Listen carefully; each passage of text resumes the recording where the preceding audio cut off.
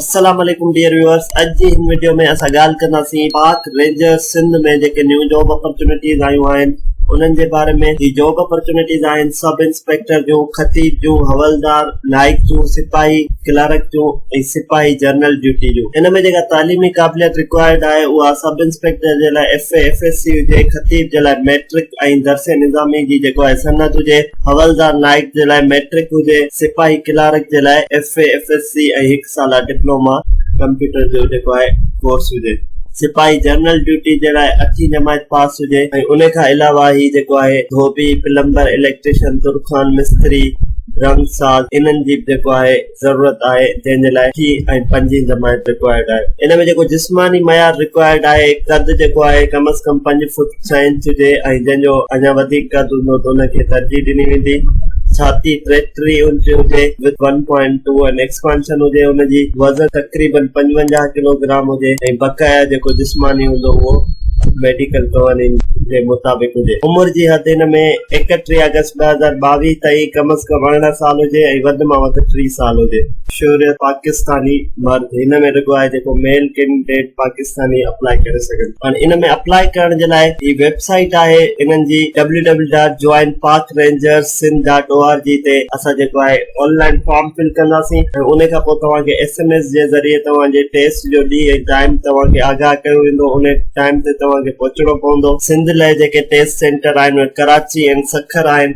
कराची में जेको आहे टेस्ट सेंटर जो एड्रेस आहे training centre and school Pak ranger Sindh toll plaza super highway Karachi ऐं सखर में जेको आहे उहो आहे सेक्टर हेडक्वार्टर्स शहबाज रेंजर्स नज़ bus stop Shikarpur road Sukkur. ईअं लाहौर ऐं मंडी बहाउद्दीन जो बि अलॻि अलॻि सेंटर आहे जंहिं ते तव्हांजा टेस्ट वग़ैरह थींदा ऐं जेका हिन जी भर्ती शुरू थींदी उहा 15 खां 28 अगस्त ताईं हलंदी ऐं डायरेक्ट एंट्री जी जेका भर्ती शुरू थींदी उहा 1 सेप्टेम्बर खां 7 सेप्टेम्बर ताईं हूंदी।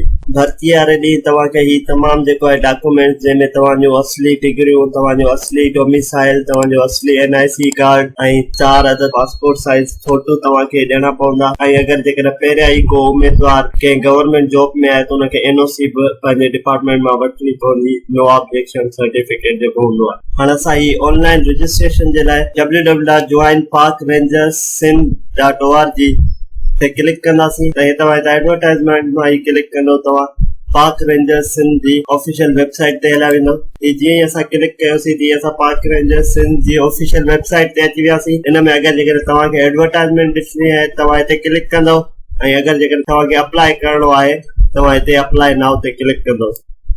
ही अप्लाई कयोसीं, ही कैंडिडेट रजिस्ट्रेशन फॉर्म अची वियो जंहिंमें असांखे पंहिंजी पूरी डिटेल ॾियणी आहे, CNIC, date of birth, age, apply for the post, जंहिं पोस्ट जे लाइ तव्हां अप्लाई ही सॼो फॉर्म फिल करे ऐं तव्हां हिते सबमिट ते क्लिक कंदा तव्हांजी ऑनलाइन रजिस्ट्रेशन थी वेंदी ऐं अगरि जेकॾहिं तव्हां शॉर्ट लिस्ट थींदा तव्हांखे जेको आहे कॉल या SMS जे ज़रिए आगाह कयो वेंदो ऐं तव्हां पंहिंजे टेस्ट डेट वारे ॾींहुं तव्हां इहे सभु डॉक्यूमेंट्स वग़ैरह खणी करे टेस्ट ॾियण वेंदी ऐं इन में जेको आहे तव्हांखे पंहिंजा PT शूज़ बि खणी वञणा पवंदा। उमेद था कयूं तव्हांखे सम्झ में अची वियो हूंदो पाक रेंजर्स में अप्लाई कीअं कजे।